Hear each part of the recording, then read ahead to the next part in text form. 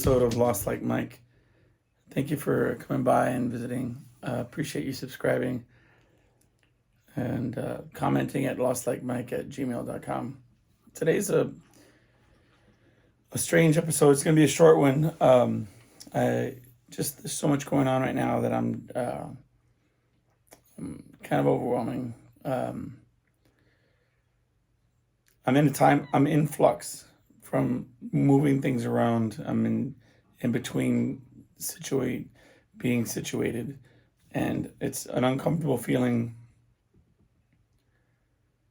And I kind of threw one of my paintings behind me, kind of try to make it a semblance of normalcy, but the room's all over the place. I'm getting rid of my desk.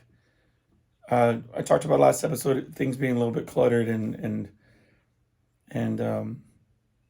it's just too much. You can't function in the area that I do the podcast in. So I had to make a concerted effort to get rid of stuff.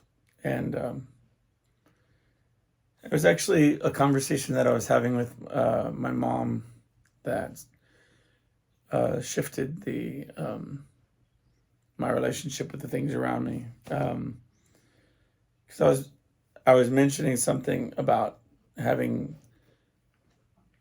too many things, and she was reminding me of a time when I literally took everything that I owned.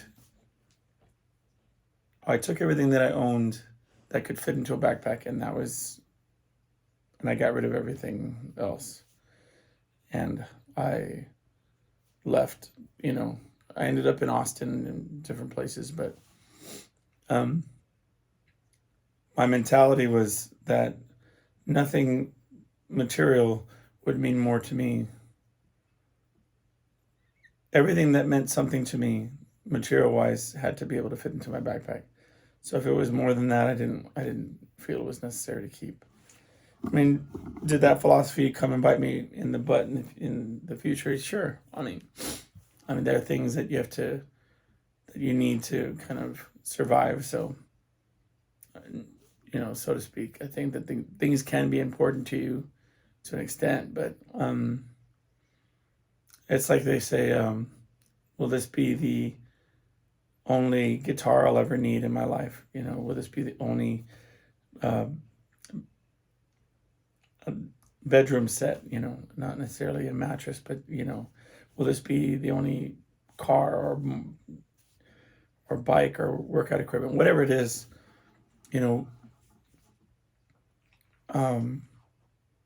check that off the list of things that I need to get. Anyway, but I did notice that I was putting a little bit too much value on the things that were around me. Not wanting to part with this or that, and I'm also trying to instill in my daughter that philosophy of not wanting to, because she doesn't want to get rid of anything. She's a Future Hoarders of America. She wants to keep all of her toys, and I've had that situation with my son in the past, which interestingly, that was what was surprising when I think I had spoken on an earlier episode about my son. My son is famous for wanting to keep virtually everything, but he puts sentimental value on the strangest objects. Like I was cleaning his room with him, trying to dig through the cave that was his room, the clutter that was his room, and I picked up this wrapper, and I think it had some writing on it, if I'm not mistaken. Anyway, and he said, "Oh, that was from when I was in the," and I said, "Stop right there. There's no reason to keep a wrapper. I don't care, what the sentiment is. Take a photograph of it. I don't know, digitize it, scan it. I don't know, but you're not going to carry a candy wrapper from the first grade just because it was the first time he talked to a cute girl or whatever it was, some memory that he was holding on to. But recently, that was what was so odd about it. When I told him that I was going to bring by items to go through and decide if he wanted them or not, just over the phone, he just seemed like a changed person. Everything was, I'm sure we could just, throw that away or get rid of that. I never used that. It was just a different person. But personally, I like taking care of things. I like restoring things. I found an odd peace and satisfaction in restoring the drums that I've been putting together. It's just that everything that I've been getting recently is bulky and big and takes up a lot of room. And it feels claustrophobic and it's constricting and frustrating, to say the least. But I think that you need to determine things in your life that make you happy. So if restoring things makes me happy, then I want to do that. Even if I end up giving away the items or selling them or whatever. I don't think that's fair. If it makes you happy.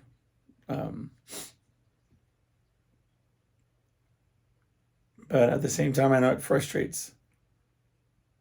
There's an app, and I got turned on to it from a coworker, where all it does is list out free stuff all day long. You get an alert, hey, 20 miles from where you're at, somebody's giving away a whatever it is, bed frame. Sometimes it's like, baby clothes, or one of it was like chocolate covered strawberries. Like, I don't care. I wouldn't even go to my friend's house and pick up chocolate covered strawberries. I wouldn't go to a family member's house and say, hey, come on over and pick up some strawberries. I think fruit, you should draw the line. Also, right now I'm real heavily affected by allergies because I feel like I've kicked up a bunch of dust, moving boxes and things. Basically, what happened was, to give you a little context, I mentioned, I think I said it on the last episode, but if not, I just thought to say it on this episode. But I couldn't do it anymore. I don't want to walk around this room banging my knee on this item and kicking my foot on this item and like barely being able to walk around. This room has to be able to be functionable, period. I'm not going to continue, this way. And so I started moving everything out of the room. I had this vision of changing where everything is situated. And, taking out things that I was going to sell and just really kind of gutting it once and for all. But, in my mind's eye, it seemed like a lot less. It just seems like way too much stuff. And time was crunching. I'm getting to a point where I have to I get more stuff. I'm gonna go buy some cymbals. Here's the thing: I'm not a drummer, but I've always wanted. I have a hunger to play drums.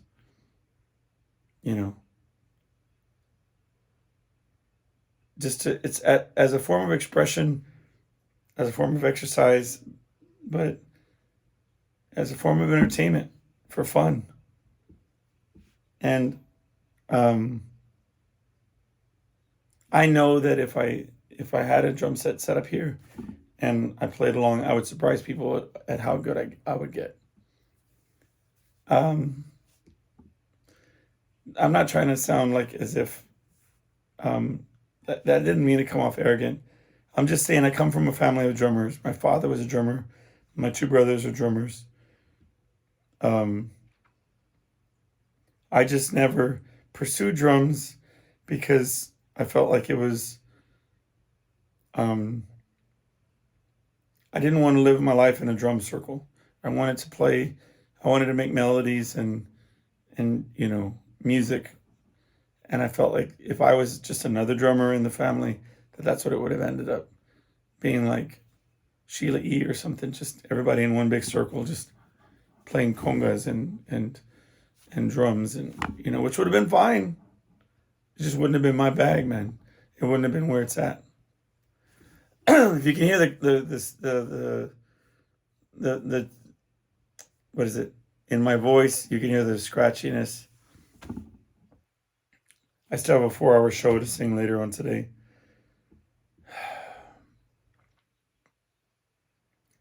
It's allergies, and I took allergy medicine, but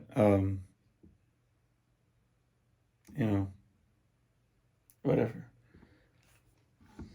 So anyway, I got a wicked good deal on a set of drums, but they need some TLC.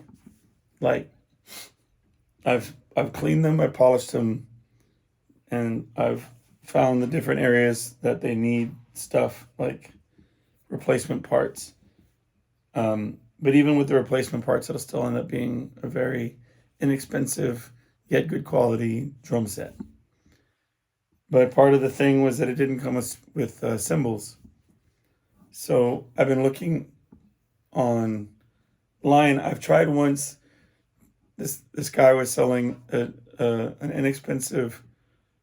It was like a cheaper brand of drum set, but then he had really good cymbals and good bass drum pedals, like good quality.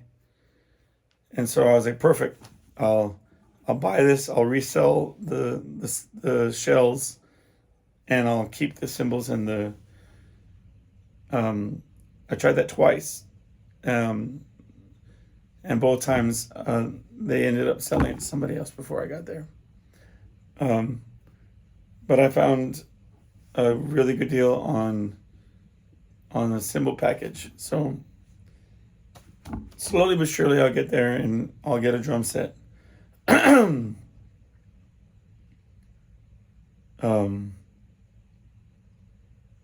know it's going to be like day one, hit the drums one time, and Julie's going to march in here and be like, nope, you're going to have to find somewhere else to do that. But I told her, I mean, lately I've been kind of having this like craziness where I was telling her I want to build a shed in the back again, or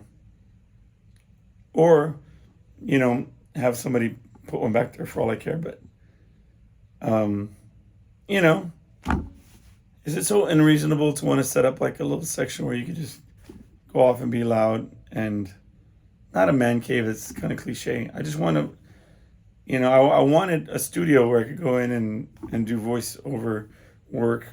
I can't do that here, because it's loud no matter what I do. It was always something I've wanted to do is to set up a studio. I'm sorry, I'm playing with the lights. Not a full-blown recording studio, but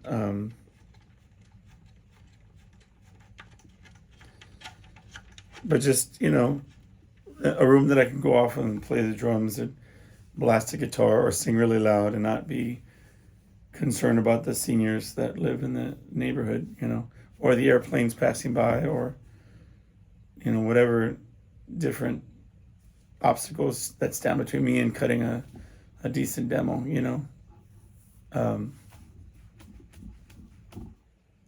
Plus I think that when you leave your area, like I guess where you eat dinner and watch TV and do different things, when you leave that area and go somewhere else, then it's a little bit psychologically, it's more it's easier to be like, you know what, I'm working, this is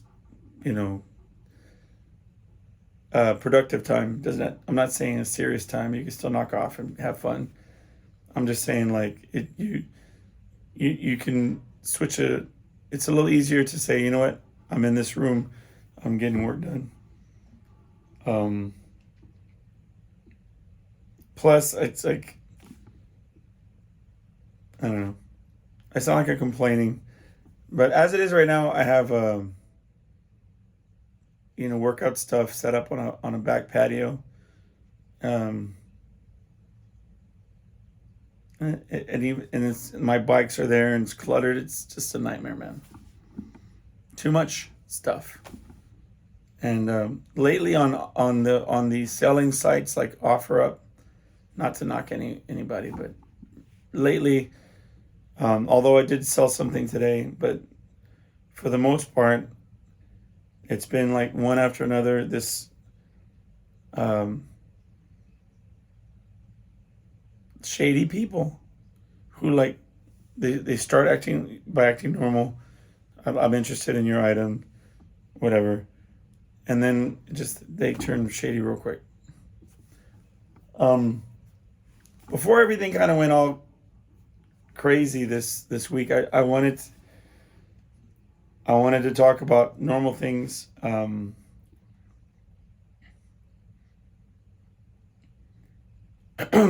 did end up going to sing.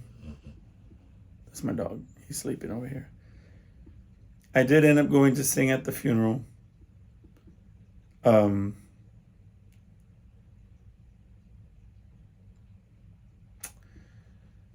so that went fine. Um, I had an epiphany on my way there. I was trying to warm up, and I've been battling something with my throat for a while, and I just had this realization that it wasn't about me. Not only was it about me doing something for my cousin and my aunt, obviously, but my cousin, because I would never voluntarily say, "Hey, listen, can I go over and sing a song at your funeral?" I mean, not your funeral, but like at your aunt's funeral, or your mom's funeral. I botched that sentence up 3 times. It's like I'm stroking out. I apologize for that. But I'm saying, like, I would never voluntarily go to anybody, friend, family, or otherwise, and say, "Hey, listen, I'm going to sing a song at the funeral." Fill in the blanks funeral. Not because whatever. It's just, I mean, paying my respects never seemed to me to be a situation where I was gonna like do something like that. I don't know why. I remember being a little kid, and I was at some Christmas recital, and it was the first time, one of the first times, if the first time, that I ever sat and listened to the words of The Little Drummer Boy. And it impacted me so hard. It's so silly. It's not silly, but in retrospect, a little kid being hit so hard by a song.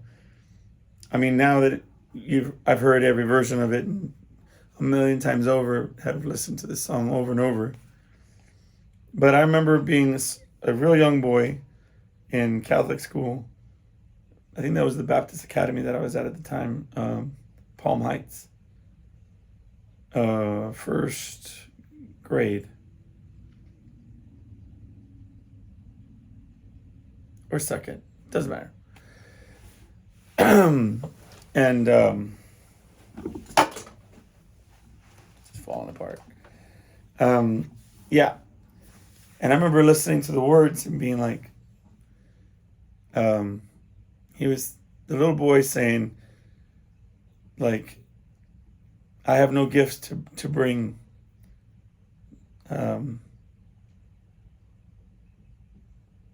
So I'll play my song for him. I'll play my best for him. And I remember it choked me up. It got me. It felt like so. Even at a young age, at that little boy's age, I thought he doesn't have anything to give, so he does what he can. Like he does what he can do. Like he can play drums or whatever he can.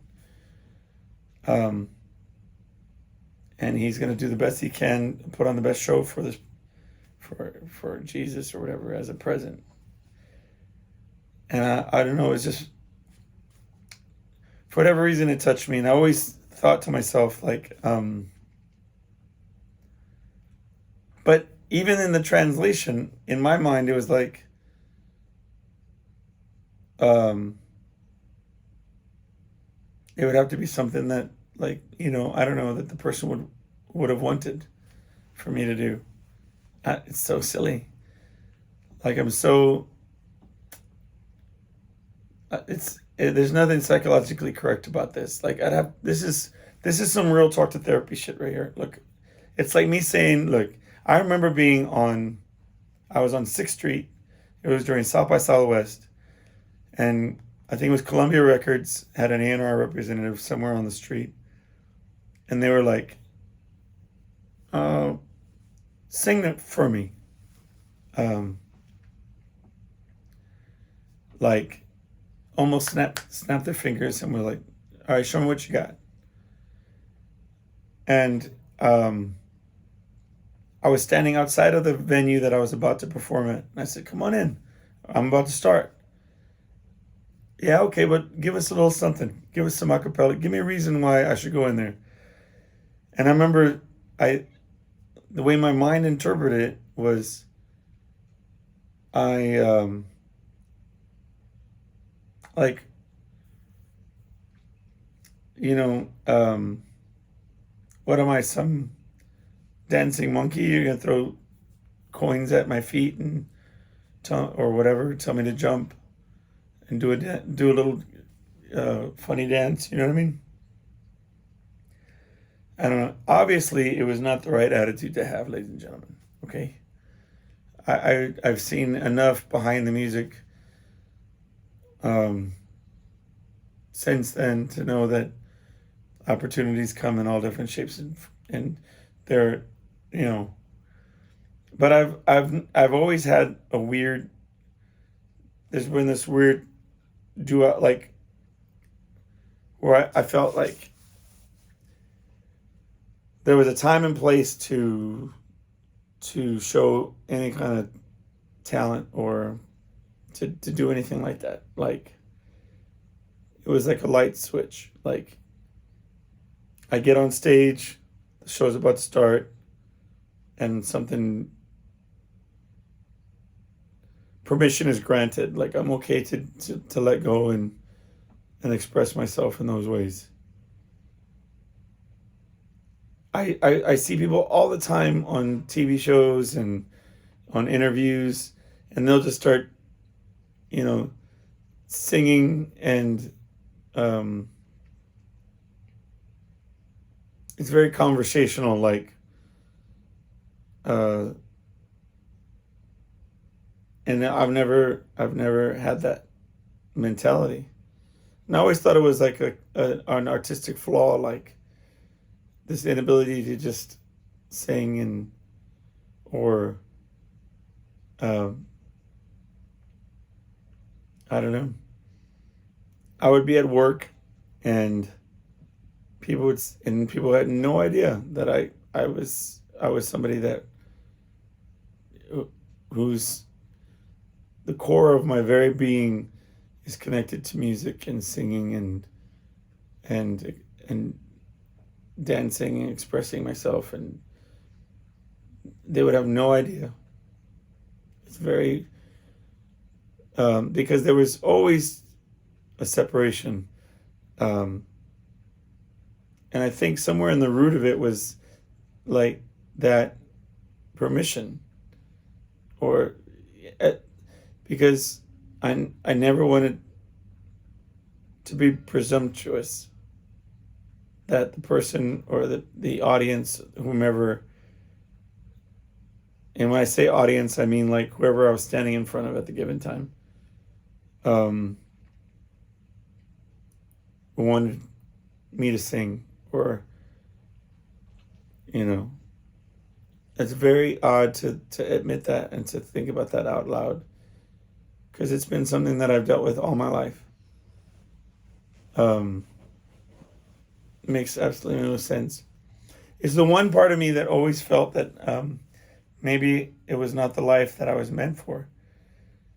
But I always thought it was like the way that Kurt Cobain was conflicted with being in the limelight. And I'd always make jokes like, it's really easy not to be in the limelight, just don't release your records. Like, just stay in your garage. It's really easy. It's much harder to get to be out in the forefront. It's much harder to get anybody to listen to, your music, your words, just watch your images, your creations. Much harder.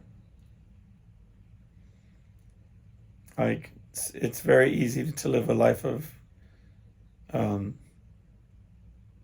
obscurity and to not be seen, not be heard. It's very easy, I assure you. But there was always a conflict within, like, for example, well, that's what I'm saying, within myself, a need to want to, like, sometimes I'll think about, like, Austin City Limits is going on right now. It's a big music conference, not conference, festival. And a friend was showing footage of them being there watching a concert in a sea of thousands of people. And sometimes I'll think to myself, I've performed in front of quite a few people, certainly.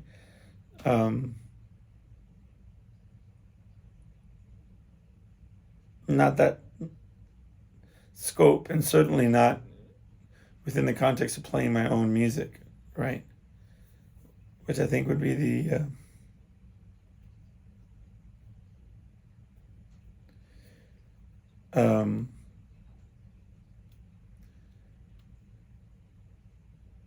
but sometimes I'll think that if I'll ever get that opportunity, but there's a difference too. I think, like, I've watched some Coldplay concerts, right? Or like certain concerts that I've watched clips from, and there seems like there's a genuine connection between the artist and the people.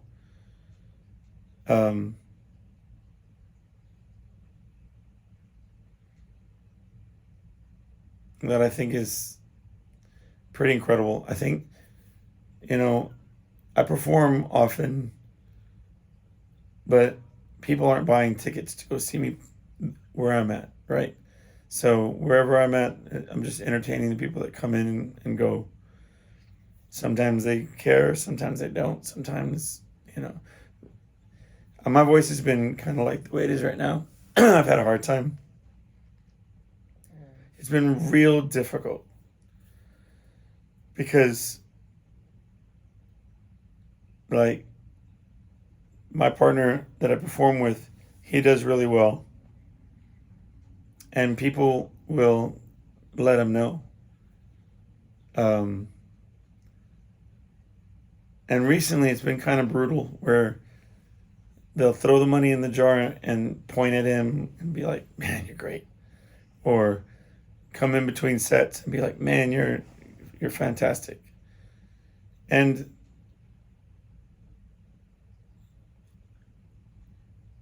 I used to get that, and he would shoot it down and say, nah, don't tell him that, whatever.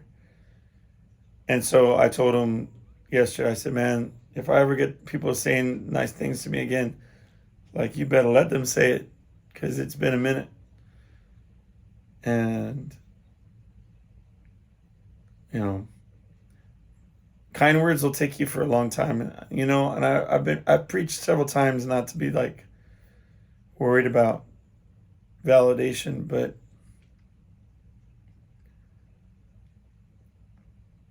I don't know if you've ever been in front of an audience. I remember one time I was in front of a large group. I mean, it happened several times, but one time in particular that pops into my mind. I was at an employee meeting, and there was give or take about 60, 70 employees, maybe more. Um, and I told a joke inadvertently, it just popped out. And there was a chorus of laughter that came after the joke. And in my mind, they were directly reacting to something that I said.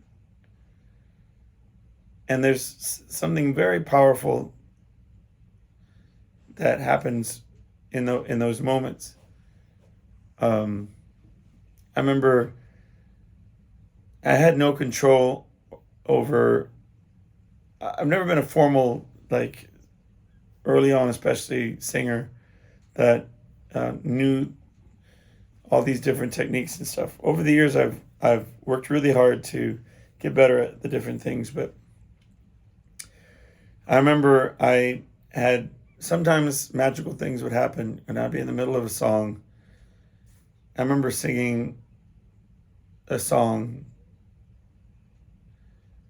and by accident, I don't think by accident, but without me really focused on it, it was on Radiohead. It was on this a version of Creep that we were doing, which I always had avoided that song because I didn't want to sing that build up in the middle. And obviously, I mean, many years ago, it's just a very powerful note. It's a very powerful moment. But we're at some restaurant bar, and I was playing with the full band, and for some reason or some way, I fell into the note very strong. And in the middle, my voice started doing like a vibrato. It was strong, and the audience started clapping. And during it's like it happened. I'm saying, like, people don't know what that is. They were acknowledging that was something that was like pretty great in that moment. And then I sang that you do it in two bars, right? Two sections. In that, I'm sure you're familiar with that buildup.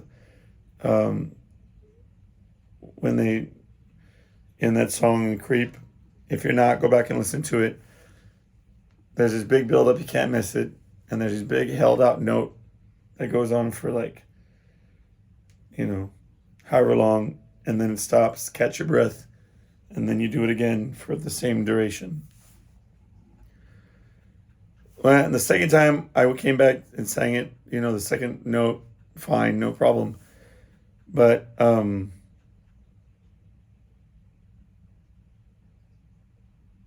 anyway, it felt like there was some kind of connection in that moment with that. Or if it felt good.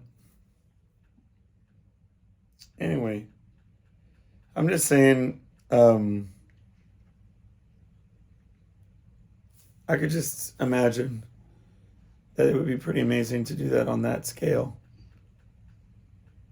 And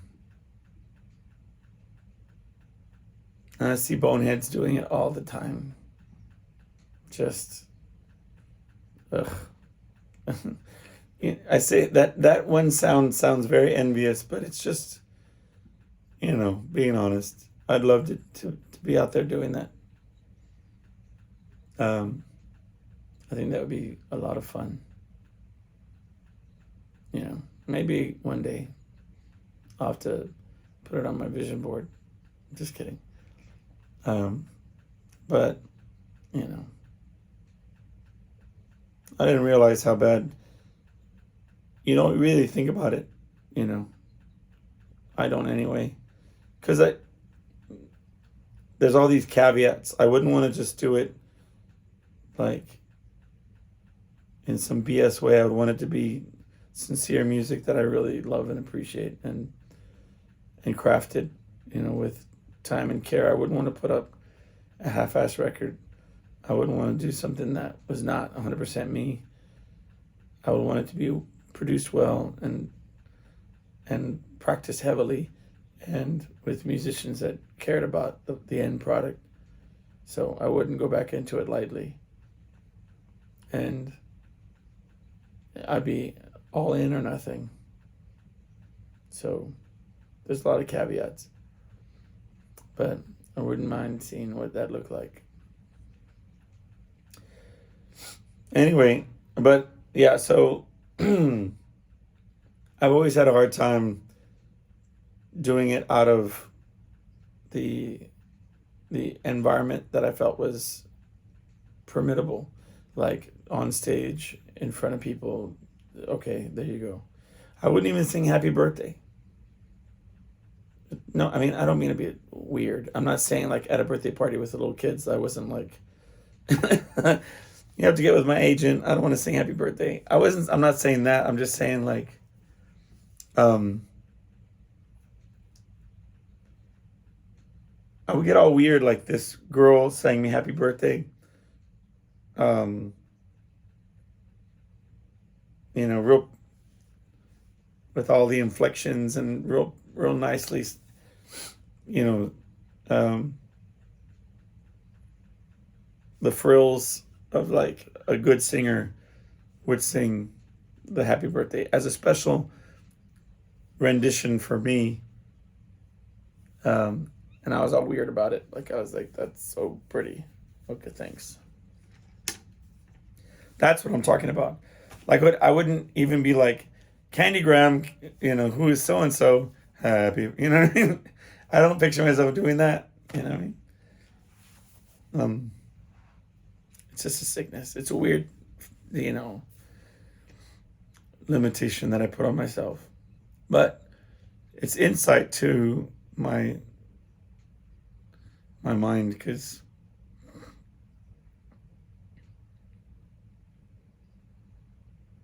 maybe it shows us a certain depth or certain side of my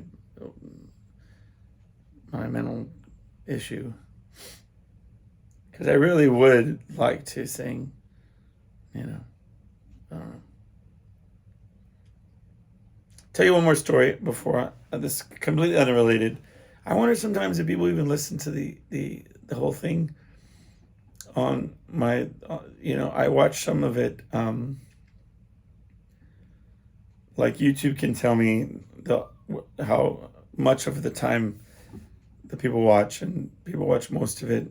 Sometimes, if you ever seen the regular breakdowns, I mean, people rarely ever watch anything all the way through.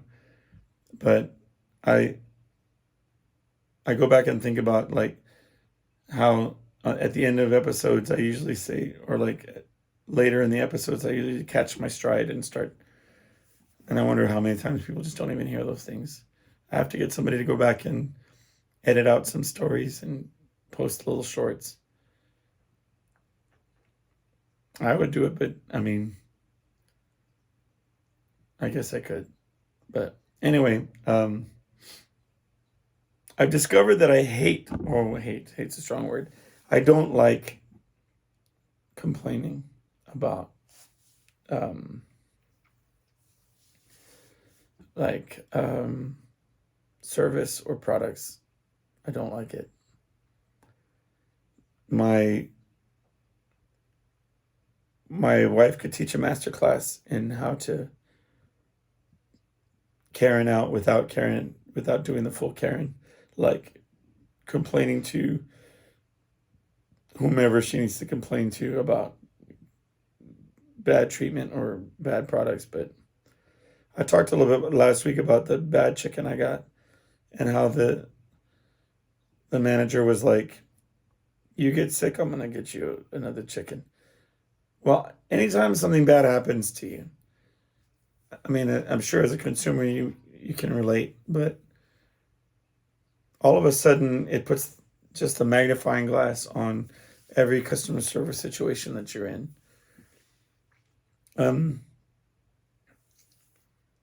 At least it does with me. And all of a sudden I start seeing how people treat other people, and it becomes amplified. But on the night of the funeral, to put it in perspective, I went straight from work. Well, I went over to a shop to try to find a shirt to wear because I felt like fat guy in a little coat in the shirt that I was wearing. And I was like, I didn't want to present myself that way at the funeral to sing an important song. And I thought everybody was going to be like focused on the bursting buttons or whatever. I'm just being dramatic, but whatever. I did try to get a shirt, but I went straight from work to there to the funeral. Straight from the funeral, and then I had to pick up dinner for my wife at home, right? So from like 7 in the morning to 7:30, 8 o'clock at night, I was out in the streets, right? And my wife, she's very, I mean, if ever I was a DoorDash driver, which I was a favor driver at one point, she was that. I know her as a type of customer, um, where she sends me photographs of the item that she wants, and she writes it out, and she asks me to check the bag, whatever. I could just imagine. But she wanted a chicken quesadilla, okay? And so we're at some unnamed Mexican restaurant that has to-go orders. And so I get home about 8:15, 8:20. And of course I didn't check the bags because I thought, whatever. They won't do me like that. So I did a cursory check of the items as far as like the number of items, but I didn't look in. So I take everything out of the bag when I get to the house, and sure enough, there's beefsteak quesadilla, not chicken quesadilla. Now, my wife does not eat red meat, so she starts to get upset. And I'm like, don't even sweat it. Just, call them up. I'll go back and get it. Okay. So she calls them, and she says very nicely, hey, just got home. My husband just got home. Open this up, and it was supposed to be a chicken quesadilla, and it's beef fajita. And the manager, and she this is the manager speaking back to her at this point. Now, mind you, nobody said that they're sorry yet. That hasn't come yet at all. Nor will it come, but that's for another time. Let's start by saying, she says, okay, this is what I got. And the manager responds and says, no, I was on the line. I cooked that myself, and I'm pretty sure it was chicken. I'm going to have to check the cameras on this one. And my wife says, are you saying that I'm making this up to try to hustle a quesadilla out of you people? Like, are you saying that I would take time out of my dinner to call you and try to scam a free quesadilla out of you? And the manager's like, I'm just saying I have to check the cameras because I'm pretty sure that I made that chicken. So you're saying I'm lying, or what are you saying, that I can't tell what chicken is? So then I'm like, tell them I'm on my way to go get the stuff. And they say, well, you can come back on another day and we'll make you the chicken quesadilla. Or you can come back and pick up a chicken quesadilla. Just bring back the beef quesadilla. And she says, listen, man, this is for my dinner. And we're all supposed to sit down to dinner. You're wanting my husband to go back over there and come back and then eat cold food? She's like, no, you're going to make us this food again. And Bob, bark, bark, bark, not being nice about it, whatever. Um, bring back everything and we'll take care of it, right? Not even we'll take care of it, just bring everything back and we'll switch it out. So I said, tell them I'm on my way, whatever. Now, mind you, they don't know that I was at a funeral. They don't know that I was straight from work to a funeral to them, and nor that I'm having to an extra 45 minutes out of my evening to where I end up not getting home until 9:15 for dinner. But I went there, I complained. I may have aggressively put the beef quesadilla and, practically rubbed their nose in it like a bad dog. But I just couldn't imagine, like, I told them that, I said, first of all, you need to stop treating your customers like criminals because I don't need your free quesadilla, and nor am I asking for one. But, and I held a receipt and I said, what does that say? That was very awful. I don't like getting like that. Chicken quesadilla. And then I slammed the thing down and opened it and I said, does that look like chicken to you? I said, do you need to check your cameras to determine whether or not this is chicken or not? You made this yourself and you can't tell? Oh, I was ridiculous. The little employees were all gathered around this manager like they were, like we were some afternoon fight in a high school. It was stupid. And I was like, and then all the employees are mean mugging me the whole time like I did something wrong. I told her the whole way there, I said, Julie, are you sure you want this stupid food? Because all I wanted to do was slam the bag on it and say, give me my money back. That's all I wanted to do. But for whatever reason, I was like, I'm gonna have to watch these fools make the food so they don't spit in it. I said, please. Anyway, but and then and then she was like, she said, give me the food and give me the receipt. Give me. I said, no, this bag's gonna see where I can see it because you're not gonna repackage this bullshit and give it back to me, as if it's brand new. I'm gonna watch you make the food. Ugh, it was disgusting. I hate that person. I don't want to be that person ever again.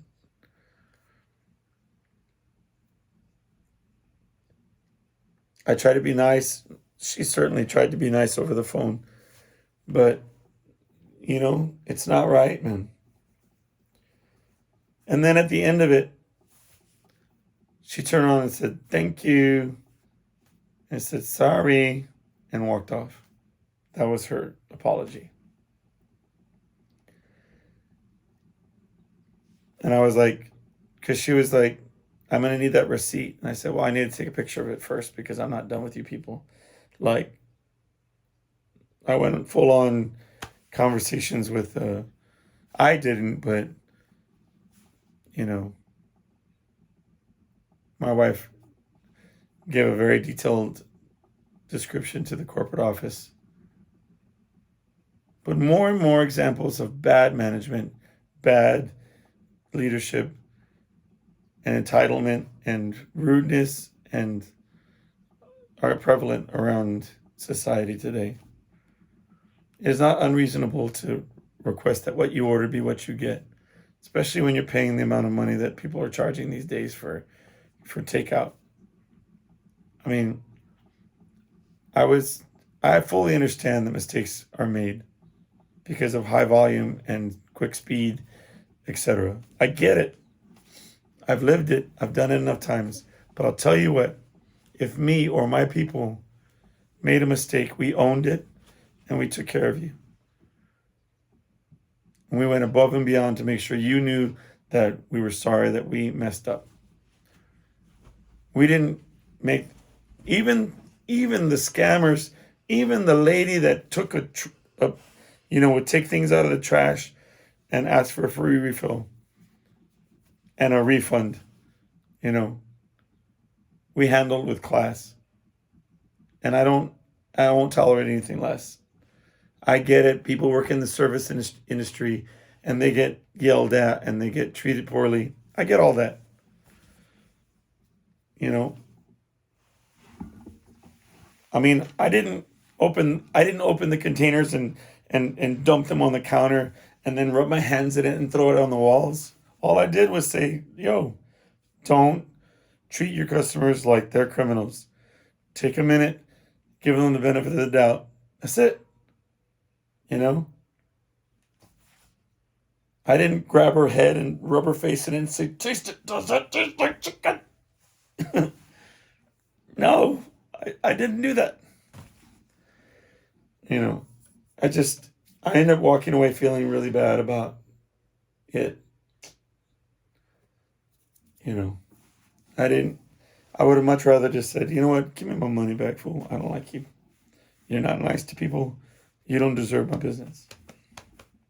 We're going to call corporate. See ya. But anyway, that's so silly.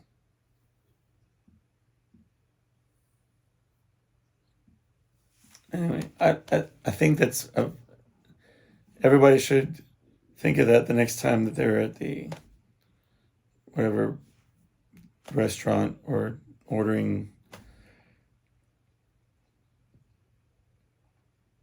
It's okay to put yourself on both sides of the story and say what must they be going through, whatever.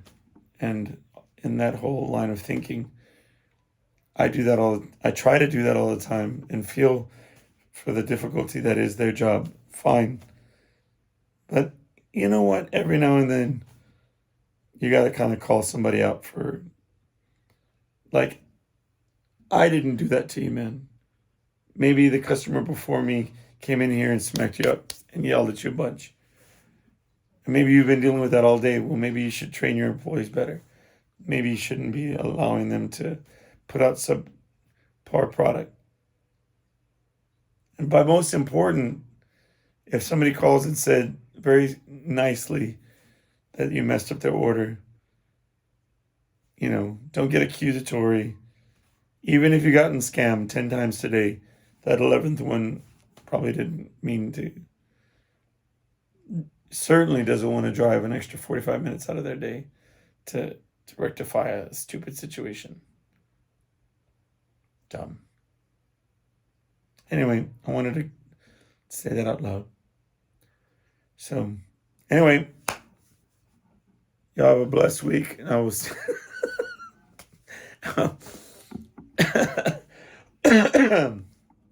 hopefully by the next show I'll have some type of semblance of order and I'll be able to situate things where they need to be. And I'm really nervous about the show today because I'm sounding pretty awful. All right. Have a good week, guys, and I'll talk to you.